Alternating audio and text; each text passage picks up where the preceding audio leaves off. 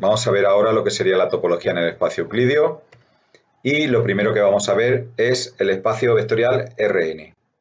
Primero que vamos a ver es la definición de un vector, en este caso en Rn, va a ser un conjunto ordenado de números reales definido por x igual a x1, x2, xn, donde, aunque ahora veremos el tema de matrices, pero sería como una matriz columna y si se pone como x traspuesto sería justamente una fila. Los números x1, x2, xn se llaman componentes del vector y normalmente cuando no se está operando con un vector se puede poner como una fila con las componentes separadas por comas. Sería de esta manera. Se suele denotar, antiguamente se le ponía una flechita a un vector, pero hoy en día con los procesadores de texto se suele poner en negrita. Luego cada componente pues ya no se pone en negrita, se pone en cursiva. El espacio que contiene todos los vectores se denota por r elevado a n, Rn, ¿de acuerdo? Que serían los x1, xn, tales que xy pertenece a R con i igual a 1 hasta n. Bien, en general Rn, pues, por ejemplo, podemos poner si n es igual a 1, tendríamos la recta real, y aquí se podría representar todos los números reales. Aquí están evidentemente los números enteros, los números naturales, enteros, estarían los racionales, que son las fracciones, incluso los irracionales, como raíz de 2, raíz de 3 partido 5, como el número e, ¿de acuerdo? Y evidentemente luego estaría, si n es igual a 2, sería R2, estaría formado por vectores que tienen dos números reales, dos componentes, que se pueden representar en el plano, por ejemplo, el elemento 2, 3, el 7, 5, el menos 1, un cuarto. Luego tendríamos, si n vale 3, R3 sería, los elementos se pueden representar en el espacio y a partir de n mayor que 3 ya no se pueden representar gráficamente. Bien, sobre Rn en general, R2, R3, se pueden definir de forma natural dos operaciones.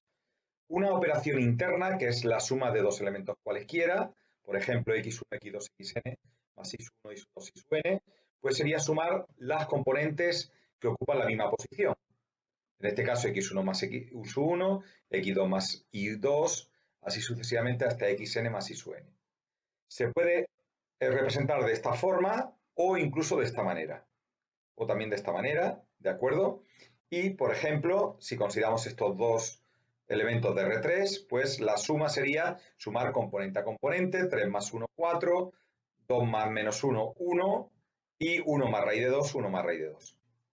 Luego tendríamos definido lo que sería una operación externa, que es el producto por un escalar, donde un escalar, un número real para nosotros, lambda, por un elemento de Rn sería igual a multiplicar ese escalar por cada componente.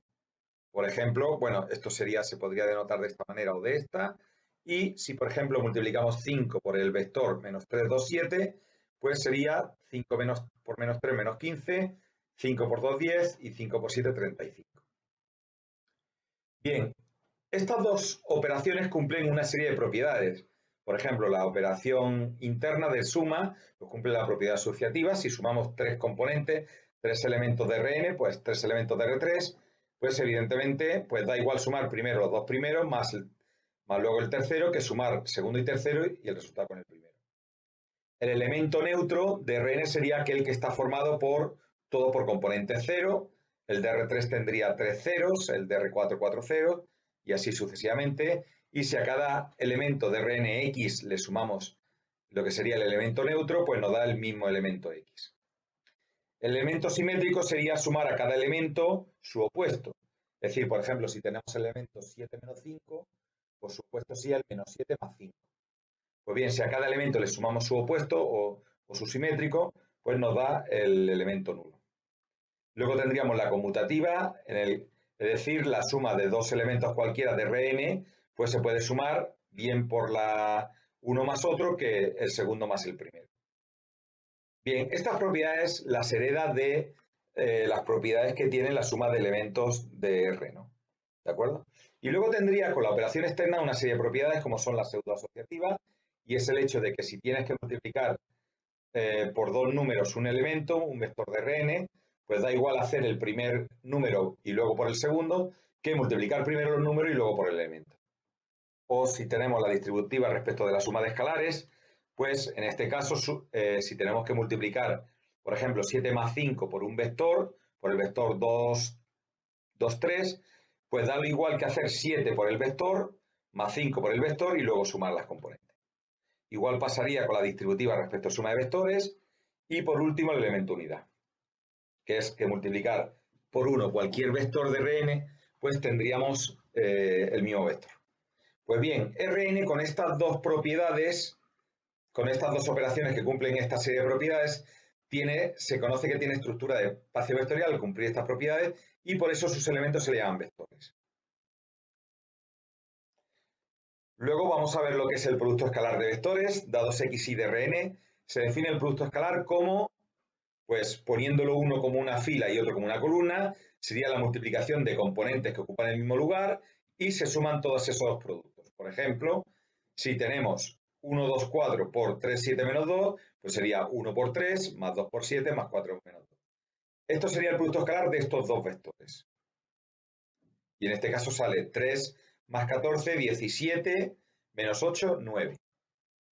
Se dicen que dos vectores son ortogonales cuando su producto escalar es 0. En R2 y R3 se traduce en que dichos vectores, al representarlos gráficamente, son perpendiculares. Por ejemplo, el 6, 2 y el menos 1, 3, su producto escalar sale 0 y eso quiere decir el 6, 2 vendría 6 y 2 hacia aquí y el menos 1, 3 vendría hacia aquí. Y entonces quiere decir que esos dos son vectores perpendiculares, su ángulo es un ángulo recto. De la misma forma, por ejemplo, si multiplicamos estos dos, 3 por 2, 6, más 4 por menos 5, menos 20, 6 menos 20, menos 10, menos 14, y luego 2 por 7, 14, menos 14 más 14, igual a 0. Bien, vamos a ver ahora, visto lo que son los elementos de Rn, de R2 en R3, vamos a ver ahora las matrices, vamos a ver conceptos básicos sobre matrices. Lo primero que vamos a ver es lo que sería la definición. Se llama matriz de orden M por N a todo conjunto rectangular o toda tabla de elementos A sub i j dispuestos en M líneas horizontales, filas, y N líneas verticales, que son las columnas. De la forma A igual a sub 1, 1, A sub 1, 2, A sub 1, N, A sub 2, 1, A sub 2, 2, A sub 2, J, A sub 2, N, y así sucesivamente A sub M1, A sub M2, A sub MJ, A sub MN. Es decir, una matriz es como una tabla de doble entrada. El elemento A sub i j es el número que ocupa la fila I y la columna J. Y el orden de la matriz M por N, pues sería número de filas que tiene por número de columnas. Abreviadamente se suele expresar en la forma A igual a sub i j con igual a 1 hasta 2 hasta M y J desde 1 hasta 2 hasta N. Los índices indican la posición del elemento dentro de la matriz, el primero denota la fila y el segundo la columna. Por ejemplo, el elemento A sub 2, 5 será el elemento de la fila 2 y columna 5. Normalmente el conjunto de todas las matrices de M filas y N columnas, la matriz M por N, muchas veces se pone entre paréntesis R de los números reales, pues representa el conjunto de todas las matrices que tienen M filas y N columnas. ¿De acuerdo? Por ejemplo, esta es una matriz 2 por 3, tiene 2 filas y 3 columnas.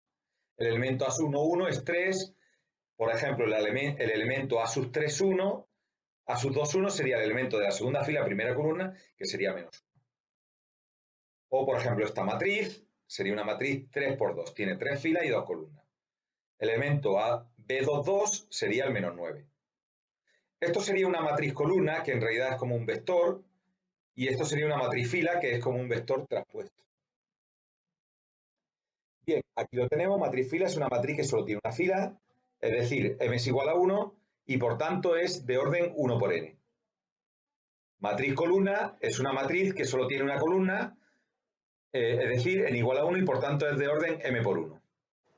Veamos ahora lo que es una matriz cuadrada. Es aquella que tiene el mismo número de filas que de columnas, es decir, M es igual a N. En estos casos se dice que la matriz es cuadrada de orden N y no N por N. Los elementos A sub i j con igual a j, es decir, A sub i, forman lo que se llama diagonal principal de la matriz cuadrada. Aquí lo tenemos.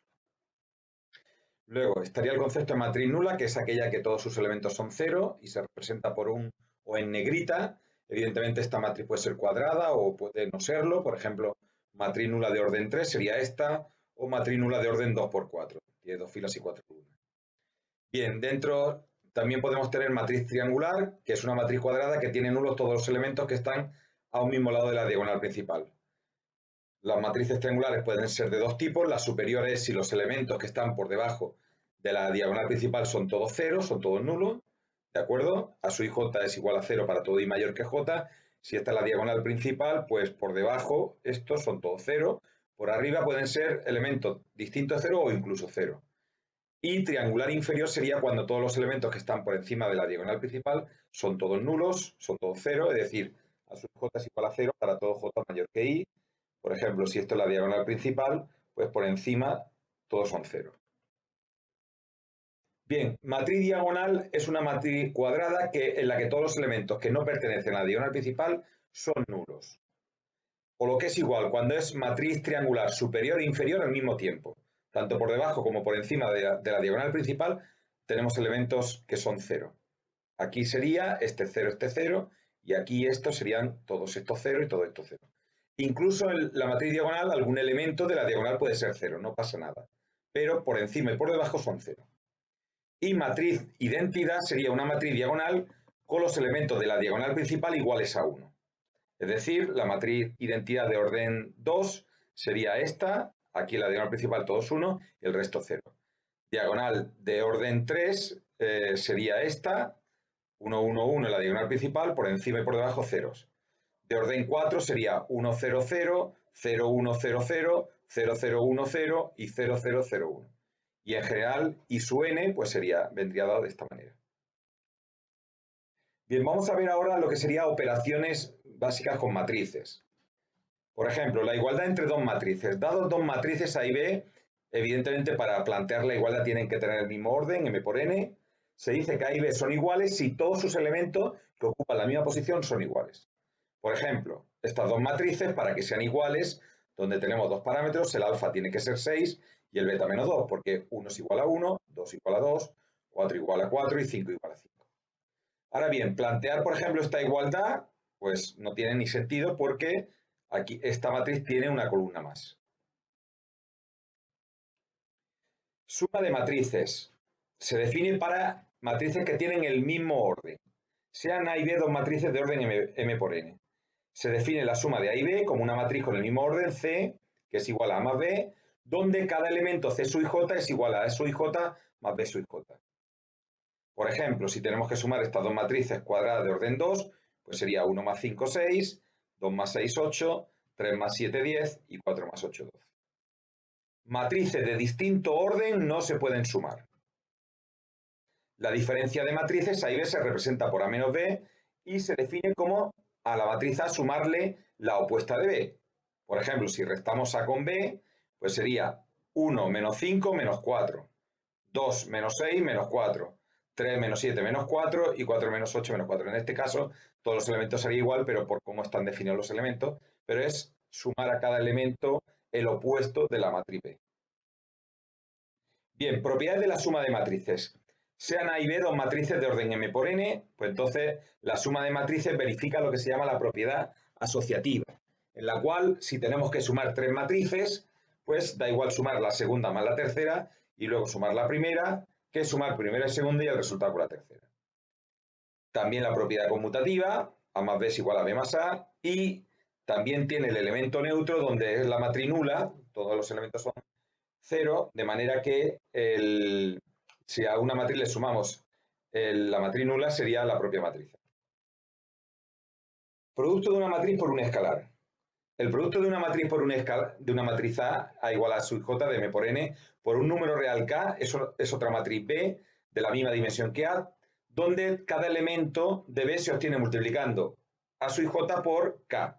Es decir, B sub j igual a k por A sub j. Por ejemplo, si es 2 por esta matriz, pues cada elemento hay que multiplicarlo por 2. O si es 7 por esta matriz, pues la matriz sería 7, 14, 21, 28, 35, 42. Al número real k se le llama también escalar y a este producto de escalares por matrices. Bien, las propiedades del producto de una matriz por un escalar es sean A y B dos matrices de orden m por n y k y h dos números reales. Pues bien, esto es lo que se llama la asociativa respecto a la suma de matrices, en la cual un escalar por la suma de dos matrices es igual a un escalar por la primera matriz más ese mismo escalar por la otra matriz. Asociativa respecto a la suma de escalares, de manera que la suma de dos escalares, si se suman multiplicado por una matriz, es igual al primer escalar por la matriz más el segundo escalar por la otra matriz. La pseudoasociativa, donde si tenemos que multiplicar dos escalares por una matriz, se puede hacer primero un escalar y luego por la matriz y luego por el otro escalar, o multiplicar los dos escalares y el resultado por esa matriz. Y luego lo que sería la propiedad de elemento unidad, donde se puede multiplicar una matriz por el escalar 1, y como eso consiste en multiplicar todos los elementos por 1, la matriz quedaría igual tanto si se multiplica por la derecha como por la izquierda, y sería igual a la propia matriz. Vamos a ver ahora lo que sería el producto de matrices. El producto de matrices. Dadas dos matrices, aquí ya no tienen que tener el mismo orden. Vamos a verlo. Dadas dos matrices, A igual a sub j de dimensión m por n y B igual a B sub j de dimensión n por p. Su producto es otra matriz C de dimensión m por p. Fijaros que va a tener el número de filas de A y el número de columna de B, cuyos elementos se obtienen multiplicando escalarmente las filas de A por las columnas de B. Es decir, los elementos de C sub j, son de la forma C sub j igual al sumatorio de K igual a 1 hasta n de A sub i K por B sub kj. Por ejemplo, aquí, estas dos matrices. Para poder multiplicar, esta tiene 3 filas y una columna, y esta tiene 2 filas y 3 columnas. Para poder multiplicar, las columnas de esta primera matriz tienen que ser igual a las filas de esta segunda matriz. Como no son iguales, no se puede multiplicar. O, por ejemplo, estas dos que sí se pueden, porque el orden de esta matriz es 3 por 2 y esta es una matriz cuadrada de orden 2. Con lo cual, en este caso, fijaros que sería, multiplicamos esta fila por esta columna, 1 por 7 más 2 por 9. Esta fila por esta columna, 1 por 8 más 2 por 10. Esta fila por esta columna, que sería esto que está aquí seleccionado, 3 por 7 más 4 por 9. Y así sucesivamente. Se van obteniendo todos los elementos, se hacen las operaciones y tendríamos la matriz producto. Las propiedades del producto de matrices son las siguientes, sean A, B y C matrices de orden M por N, N por P y P por Q, porque si no, no se puede hacer el producto de A por B por C, respectivamente. La propiedad asociativa es que si queremos multiplicar el producto de tres matrices, siempre y cuando se puedan, como es este caso, pues se puede hacer segunda por tercera y resultado por la primera por la izquierda, o primera y segunda y resultado por la tercera por la derecha. Distributiva respecto a la suma de matrices, ¿de acuerdo? Pero lo que no cumple seguro es la conmutativa, porque hay muchos productos que no lo cumplen. Por ejemplo, mirad, aquí este producto por este se puede hacer, pero sin embargo este por este ni siquiera se puede hacer. O incluso este producto se puede hacer, al igual que A por B, igual que B por A, pero ni siquiera, pero evidentemente no dan la misma matriz. Es decir, que el producto de matrices no verifica la propiedad conmutativa. Bien, si es una matriz de orden m por n, se tiene que A por la identidad de n es igual a A y la identidad de m por A por la izquierda es igual a A. Si A es una matriz cuadrada de orden n, pues esto evidentemente, pues A por la identidad de orden n es igual a la identidad de orden n por A y es igual a A. Luego, evidentemente, si una matriz la multiplicamos por una matriz llena de ceros, una matriz nula, nos da la matriz nula. Bien, vamos a ver ahora lo que sería la transposición de matrices. Dada una matriz de orden m por n, A igual a sub i j, se llama matriz transpuesta de A y se representa por A sub t, super t, a la matriz que se obtiene cambiando las filas por las columnas, o viceversa en la matriz. Es decir, si tenemos que la matriz A es A sub 1, 1, A sub 1, 2, A sub 1n, A sub m1, A sub m2, A sub mn, pues la primera fila va a ser A sub 1, 1, A sub 2, 1, A sub m1, y la última fila A sub 1n, A sub 2n, A sub mn. Con un ejemplo se ve mucho más claro. Por ejemplo, esta matriz, su transpuesta, se le pone aquí un t de superíndice, pues sería la primera fila pasa a la primera columna, la segunda fila a la segunda columna y la tercera fila a la tercera columna. Si una matriz tiene orden, como es esta, 3 por 2, su transpuesta tiene orden 2 por 3. Si es cuadrada, su matriz también es cuadrada, la transpuesta es cuadrada. En este caso 7 por 8, 7 por 8, 9, 10, 9, 10.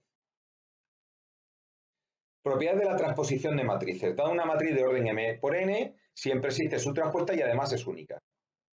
La transpuesta de la matriz transpuesta de A es la propia A. Es decir, si a una matriz la transponemos y luego la volvemos a transponer, nos sale la matriz A.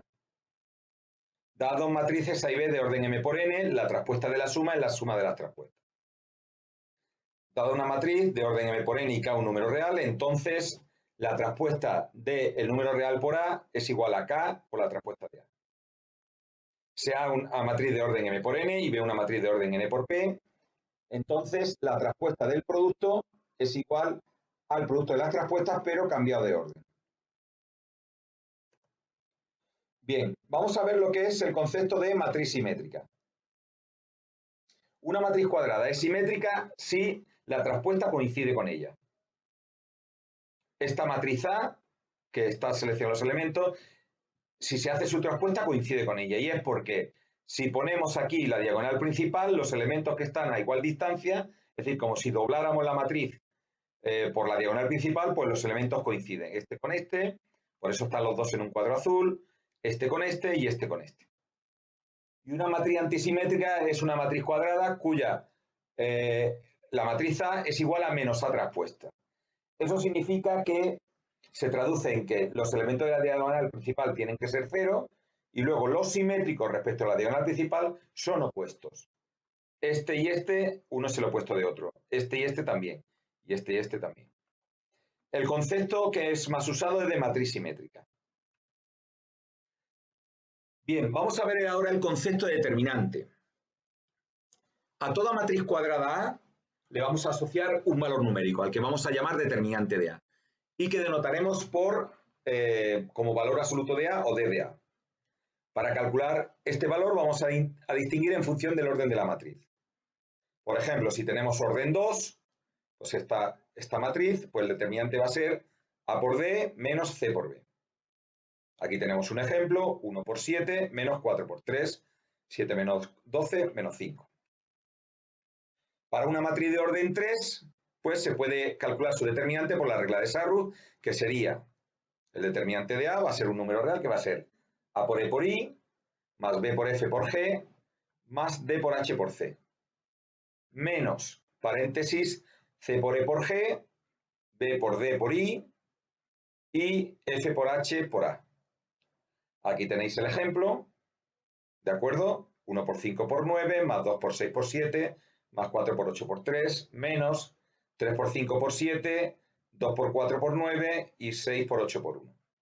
Se hacen las operaciones, en este caso sale 0, pero no tiene por qué salir 0. Bien, para orden 4 o más, lo vamos a ver con lo que se llama el menor complementario del elemento A sub j. Dado una matriz A cuadrada, se llama menor complementario del elemento A sub j, y lo vamos a denotar por D sub j, al determinante que resulta de eliminar la fila I y la columna J de A. El adjunto del elemento A sub j va a ser, pues, ese menor complementario del elemento por un signo más un signo menos, que va a ser menos 1 elevado a I más j. Si este I más j es un número par, esto es un más 1. Y si esto I más j es un número impar, pues va a ser menos. La matriz adjunta está en la matriz formada por los elementos adjuntos de A y se va a denotar por A con J de A o A barra, ¿no? Pues bien, el cálculo del determinante de una matriz por adjuntos se realiza a partir de una línea de la matriz A, fila-columna. Si elegimos la fila késima, el determinante se calcula, pues, cada elemento de la matriz por su adjunto correspondiente. Y está demostrado que se puede coger cualquier fila o cualquier columna. Y evidentemente sale el mismo determinante. Por ejemplo, esta matriz de orden 4. ¿De acuerdo? Vamos a calcularle un menor complementario del elemento 2, 3. Pues consiste en eliminar la fila 2 y la columna 3. Y calcular el determinante. Sería 1, 0, menos 2. Se elimina esto y esto. 0, 2, 1 y menos 1, 3, 2. ¿De acuerdo? Bien, aquí sería, fijaros, adjunto del elemento 2, 3. Pues sería este elemento por menos 1 elevado a 2 más 3.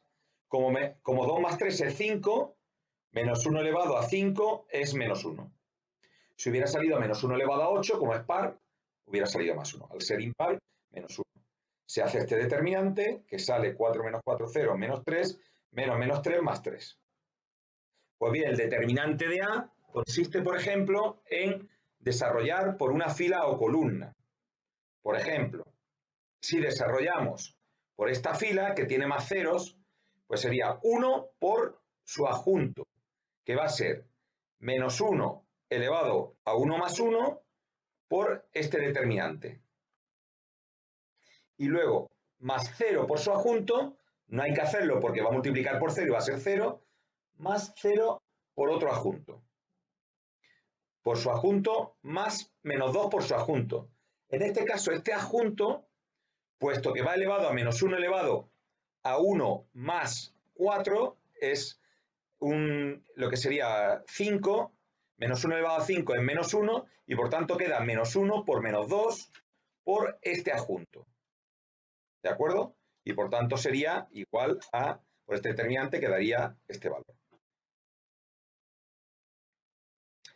¿Cuáles son las propiedades de los determinantes? El determinante de una matriz coincide con el de su traspuesta. Si se intercambian dos líneas, filas o columnas de una matriz, el determinante de la matriz resultante es el opuesto de la matriz original. Si una matriz cuadrada tiene dos líneas iguales o proporcionales, el determinante es 0.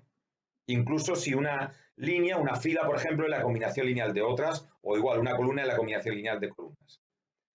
Sean A y B dos matrices cuadradas de orden n, entonces el determinante de A por B es igual al producto de los determinantes, el determinante de A por el determinante de B. Si tenemos una matriz cuadrada de orden n y alfa un número real, entonces el determinante de alfa por A es alfa elevado a n, donde n es el orden de la matriz, por el determinante de A. Bien, vamos a ver ahora lo que es un menor de orden K. Menor de orden K. Dada una matriz A, se va a llamar menor de orden K de A al determinante que resulta al seleccionar en A K filas y K columnas. Por ejemplo, el menor de orden 2 que se obtiene seleccionando las filas 2 y 3 y las columnas 1 y 2 sería filas 2 y 3, esto y esto. Y filas 1 y 2, esto y esto. Por lo tanto sería esta fila y esta fila. Y por tanto ese determinante sería un menor de orden 2. 2 por 1, 2, menos 2 por 3 sería más 6, pues 8. El de orden 3 que se obtiene al seleccionar las tres filas que hay y las columnas 1, 2 y 4. Las tres filas y columnas 1, 2 y 4. Pues sería 1, 3 menos 2, 2 menos 2, 3 y 3, 1, 1. Hacer este determinante sería un menor de orden 3 de la matriz. Pues bien, se va a definir el rango de una matriz, que puede ser para cualquier matriz, no tiene por qué ser cuadrada. El rango de una matriz se define como el orden del mayor menor en orden no nulo que contiene dicha matriz. Es decir, el orden que consigamos más grande contenido en la matriz, cuyo valor sea distinto de 0, que es un determinante, pues ese orden va a ser el rango de la matriz. En la práctica, para determinar el rango de una matriz, se procede de la siguiente forma. Si la matriz es nula, tiene rango 0. Si no, se toma un elemento no nulo, porque ya al menos va a tener rango 1. A partir de este elemento se forman los menores principales de orden 2 que se obtienen orlando dicho elemento. Quiere decir, añadiéndole una fila y una columna.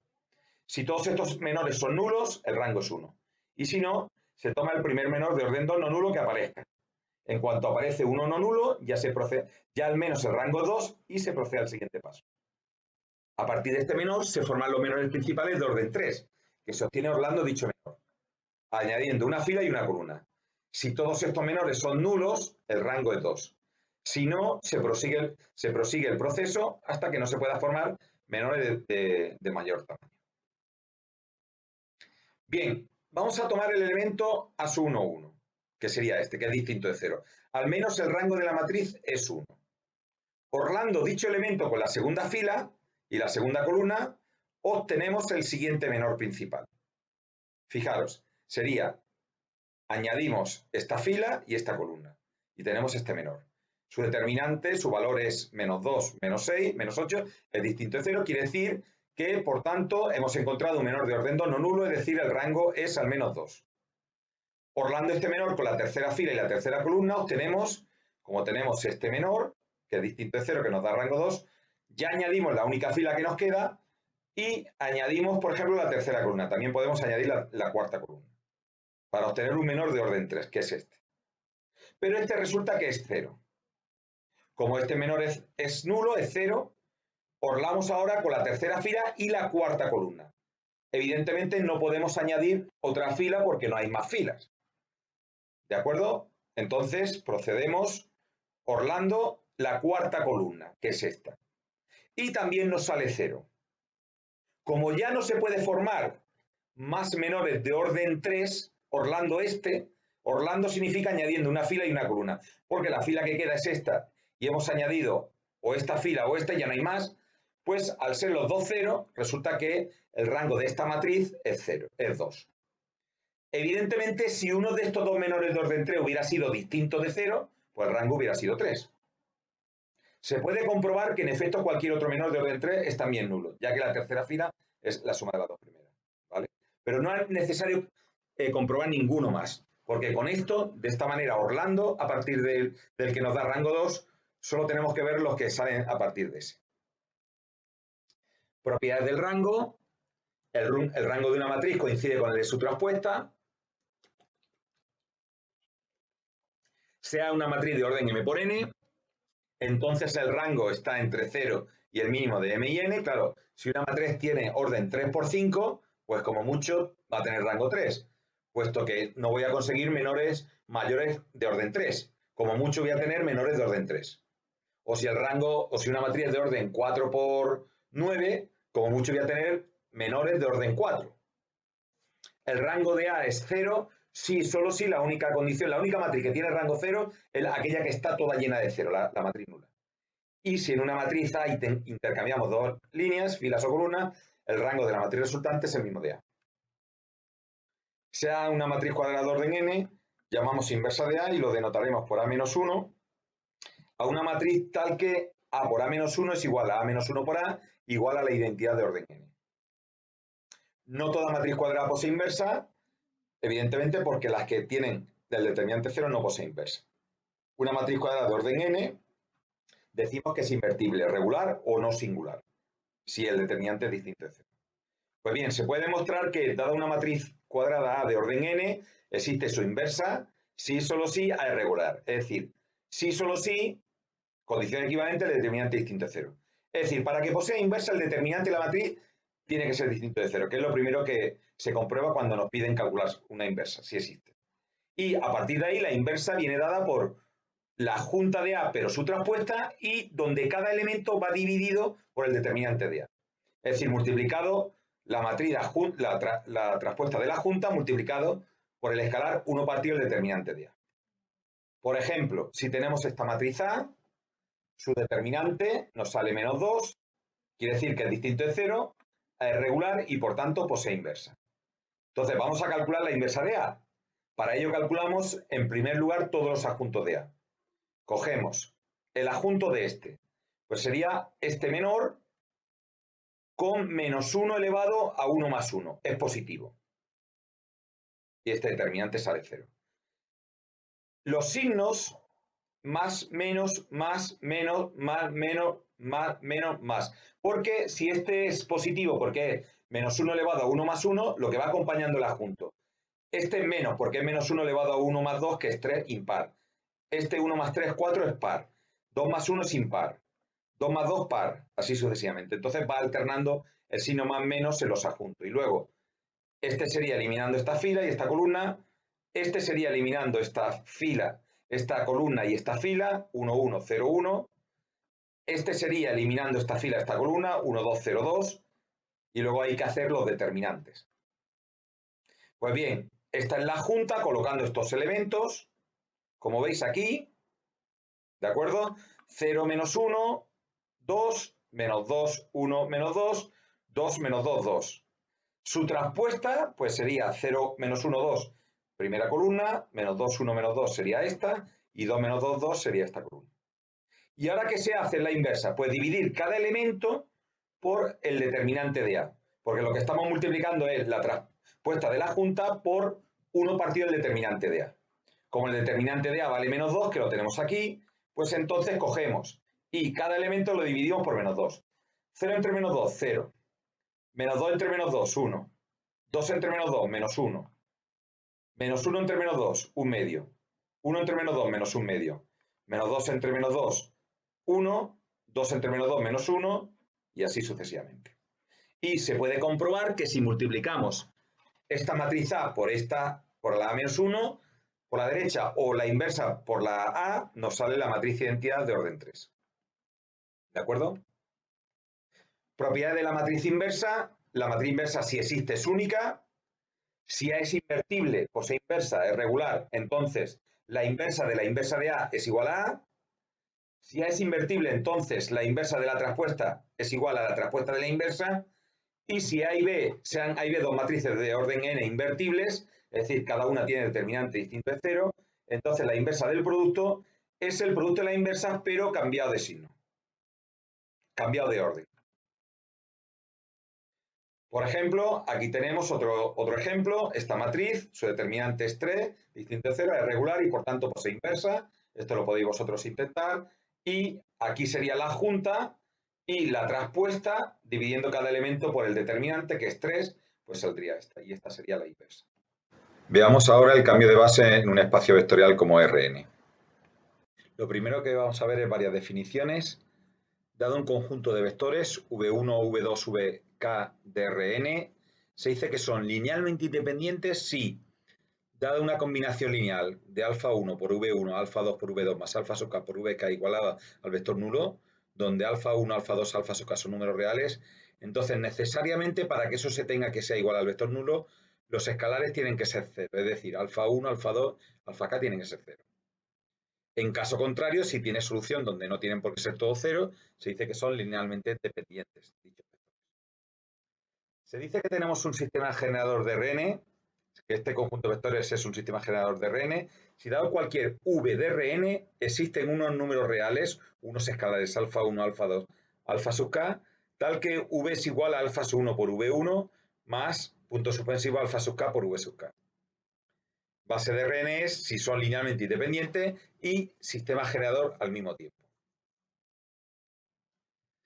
Bien, en la práctica, dado el conjunto de vectores v1, v2, v sub k de Rn, vamos a definir la matriz donde colocamos los vectores por columnas. La primera columna v1, v2, v sub k. Entonces, le calculamos el rango a esa matriz, donde hemos puesto esos k vectores por columnas. Pues bien, si el rango es igual a k, al número de vectores, entonces ese conjunto de vectores son linealmente independientes. Y si es menor que k, son linealmente dependientes. Mayor que k no puede ser, puesto que solo tenemos k columnas. Si el rango de A es igual a n, a la dimensión del espacio, en este caso Rn, entonces en este caso son sistemas generadores de Rn.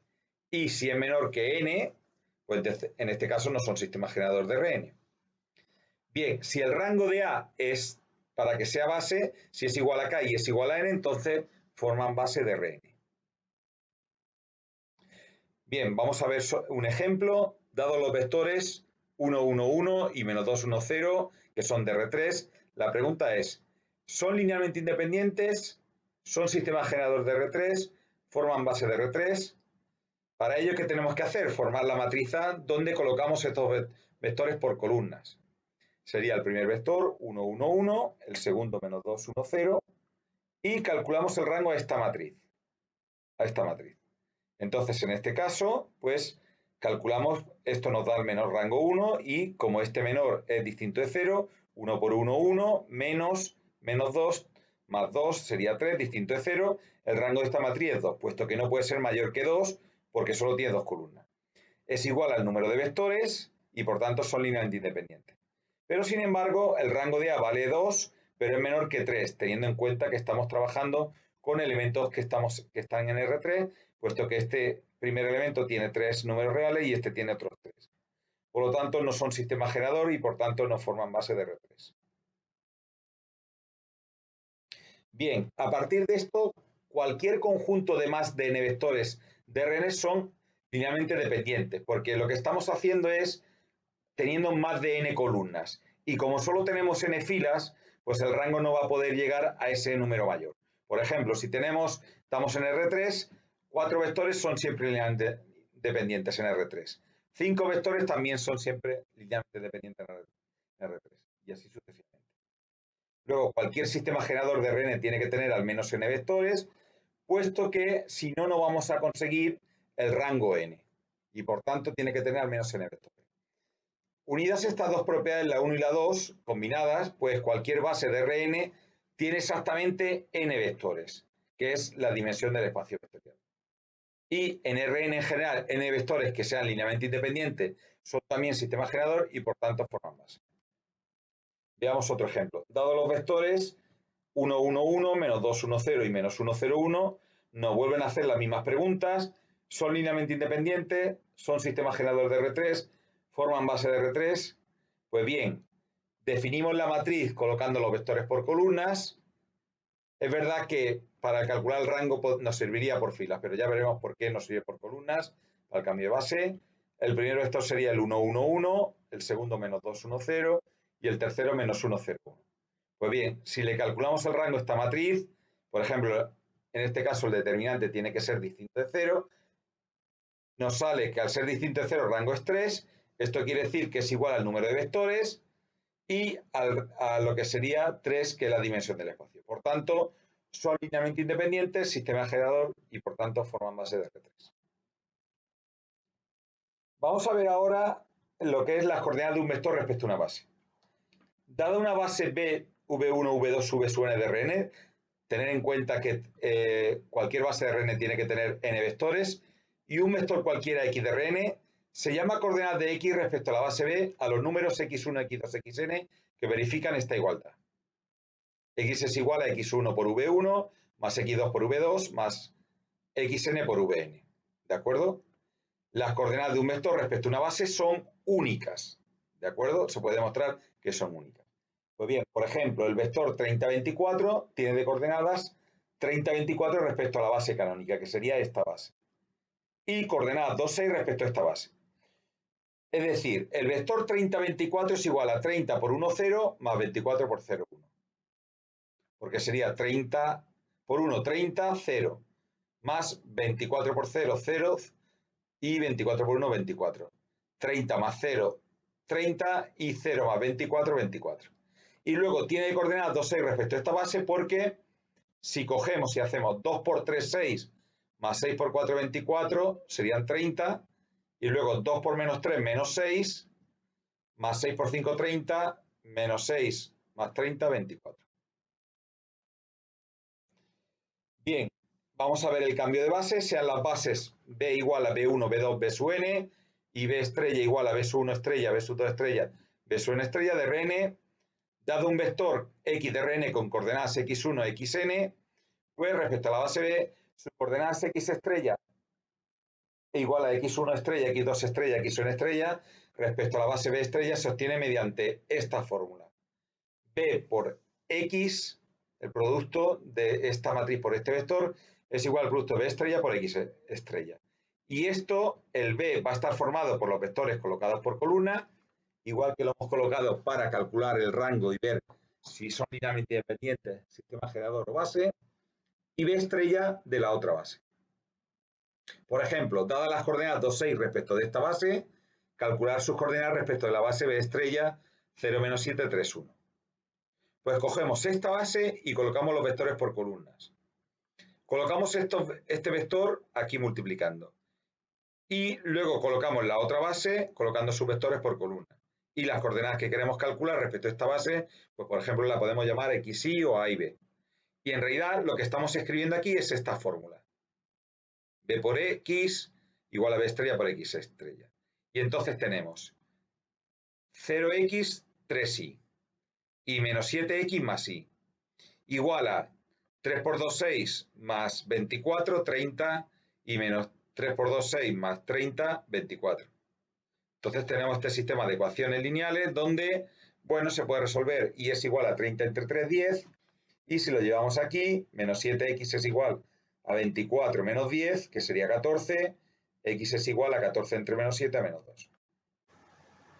El producto escalar de vectores se define de la siguiente forma. Dados x e y, vectores de Rn, se define el producto escalar como x transpuesta por y, donde x es igual a x1, x2, xn, y al ser transpuesta sería un vector fila, multiplicado por y como vector columna, y por tanto sería el sumatorio de x sub y por y sub y, desde 1 hasta n. Por ejemplo, si tenemos que hacer el producto escalar de los vectores de R3, 1, 2, 4 y 3, 7, menos 2, pues aquí tendríamos la multiplicación, como se haría, y por tanto sería 1 por 3, más 2 por 7, más 4 por menos 2. En este caso 7 más 14, 3 más 14, 17, menos 9, 8, menos 8, 9. Bien, dos vectores se dice que son ortogonales cuando su producto escalar es 0, cuando este producto escalar es 0. En R2 y R3 se traducen que dichos vectores son perpendiculares al representarlos. Por ejemplo, en R2 el 6,2 es perpendicular a menos 1,3, porque sale el producto escalar, sale 0, y de la misma forma en R3 estos dos vectores son perpendiculares porque el producto escalar 3 por 2 más 4 por menos 5, 6 menos 20 menos 10, menos 14 y más 2 por 7 que es 14 es igual a 0. Bien, vamos a ver la definición de norma. Una norma en Rn es una función que se representa de esta manera, como el valor absoluto, pero con dos líneas a cada lado. Es una función que va de Rn a R, que verifica las siguientes propiedades. La norma de x es mayor o igual que 0 para todo x de Rn. Y el único caso en que vale 0 es, sí, solo sí, el único caso es cuando x es el vector nulo. La norma de alfa por x con alfa para cualquier número real es igual al valor absoluto de alfa por la norma de x, y eso para cualquier x de Rn y para cualquier alfa de R. Y luego la norma de x más y es menor o igual siempre que la norma de x más la norma de y para todo x y de Rn. Por ejemplo, normas que se suelen definir en el espacio Rn, dado x de Rn, se define su norma euclídea L2 de esta manera, que sería la raíz cuadrada de x traspuesta por x, o lo que es igual a raíz cuadrada de x1 al cuadrado más x2 más x1 al cuadrado. Esto representa la longitud. La longitud, si lo representamos gráficamente en R2, R3, sería la longitud desde el origen a dicho punto, la longitud de ese vector. Por ejemplo, la norma 3, 4, la norma euclídea sería la L2, pues la raíz cuadrada de 3 al cuadrado más 4 al cuadrado, 9 más 16, 25, que es su raíz cuadrada de 5. Existen otras normas como la L infinito o la L1, por ejemplo, la norma infinito de x sería el máximo del valor absoluto de las componentes, o esta que sería la suma de las componentes, que es lo que se conoce como norma de Manhattan, ¿no? Porque todo está formado por cuadrículas y al final la longitud de un punto a otro pues es sumando las coordenadas. Un vector con norma 1 se dice que está normalizado si, en este caso, por ejemplo, el vector 3 quintos, 4 quintos, si le calculamos la norma, pues tenemos que es 3 partido 5 al cuadrado sería 9,25, más 16 partido 25 sería 25 partido 25, que es 1, la raíz cuadrada de 1. Evidentemente, a partir de un vector, si se divide ese vector, cada componente, por lo que sería justamente su norma, pues tendríamos un vector de norma 1. Bien, vamos a ver ahora la topología en Rn. Vamos a ver varias definiciones. Dado un punto x sub 0 y un épsilon mayor que 0, se define la bola abierta de centro x sub 0 y radio épsilon como el conjunto denotado de esta manera, b de x sub 0 épsilon, como todos los x de Rn, tales que la norma de x menos x sub 0 es menor que épsilon. Esa norma pues, puede ser evidentemente la euclídea. Un punto x sub 0 se dice que es un punto interior del conjunto A contenido en Rn si existe epsilon mayor que 0, tal que la bola de centro x sub 0 radio epsilon está contenida en A. El conjunto de los puntos interiores de un conjunto A se llama interior de A y se representa por int entre paréntesis. Un punto x sub 0 se dice que es un punto adherente del conjunto A contenido en Rn si para todo epsilon mayor que 0 se tiene que la bola de centro x sub 0 y radio epsilon, intersección con el conjunto A, es siempre distinta del vacío, para todo epsilon mayor que 0. El conjunto de puntos adherentes de A se llama adherencia o cierre de A. La frontera de A está formada por los puntos adherentes que no son interiores y se representa por esta manera, FR de A. Bien, un conjunto es abierto si su interior coincide con el propio conjunto. Y un conjunto A es cerrado si su cierre coincide con el propio conjunto. Estos ejercicios como propiedades, pues bueno, la unión de conjuntos abiertos es otro abierto, la intersección de un número finito de abiertos es otro abierto, pero la infinita no. Sin embargo, para la unión conjunto de abiertos puede ser una unión finita o infinita. Luego, la unión de un número finito de conjuntos abiertos es otro cerrado, y la intersección de conjuntos cerrados, sea una intersección finita o infinita, es otro cerrado. En general se tiene que para cualquier conjunto A el interior de A está contenido o es igual al propio conjunto A y a su vez A está contenido igual en la propia adherencia. Ejemplos gráficos. Esto es un conjunto abierto. Sería todos estos puntos que aparece aquí rayado, pero justamente esta línea no estaría en el conjunto. No estaría en el conjunto. Pues bien, dado cualquier punto del conjunto, se puede trazar una bola de manera que el punto, esa bola está contenida en el conjunto. Cualquier punto del conjunto se tiene eso. ¿Qué pasa? Incluso pegándonos a la frontera. Evidentemente, si cogemos uno de la frontera, no lo podemos coger porque ese punto no está en el conjunto. Por tanto, ese punto no va a ser interior. Para que sea un punto interior, tiene que estar en el conjunto. Y tiene que existir al menos una bola, aunque sea con un radio muy pequeñito, cuyo lo que sería dicha bola está contenido en el conjunto. Por más que lo peguemos, pues siempre podemos conseguir una bola pequeñita que está contenida. Y por eso, al todos los puntos del conjunto estar en el interior, pues sería un conjunto abierto. Este también sería un conjunto abierto porque sería todos estos puntos, pero sin este borde. Este borde. Bien, entonces fijaros, dado cualquier punto de aquí, la bola que está, podemos coger una bola cuya bola está contenido en el conjunto. Por aquí también, por aquí, por aquí también. Lo único que estos puntos, como no están en el conjunto, no los podemos coger. ¿De acuerdo? Sin embargo, fijaros, en este caso, el interior sería lo de dentro. Y ahora, sin embargo, es verdad que podemos coger un punto de aquí del borde y para cualquier epsilon mayor que 0, su bolita tiene intersección por esta parte. Igual que si nos lo cogemos por aquí, tiene intersección por esta parte. Y por aquí, por muy pequeña que sea. Por tanto, estos puntos están en la adherencia. Junto con los de dentro, por supuesto, porque evidentemente un punto que esté en el conjunto va a ser siempre adherente. ¿De acuerdo? Por tanto, fijaros, el interior del conjunto es esto. La adherencia es esto junto con el borde. Y la frontera justamente es el borde. Justamente el borde. Aquí pasaría igual. Fijaros la idea de que, en realidad, si pensáis en España, por ejemplo, pues el interior sería las ciudades interiores y pueblos interiores. Luego, la frontera, pues sería todo lo que bordea la costa, todo lo que bordea la costa, pues las ciudades que bordean. Y por último, la adherencia sería el interior más la frontera, la adherencia o cierre. ¿De acuerdo?